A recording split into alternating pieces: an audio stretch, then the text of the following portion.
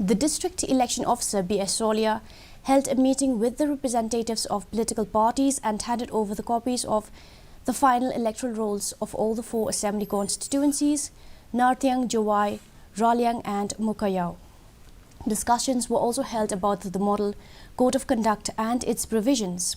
Briefing the representatives, the District Election Officer B.S. Solia called for cooperation from all the political parties so as to have a free and fair upcoming assembly election.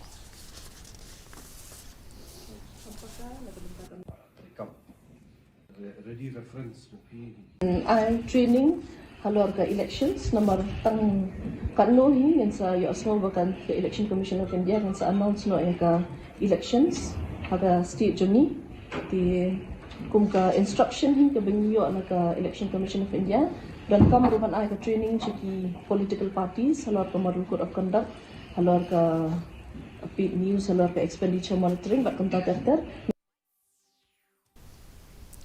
The Parliament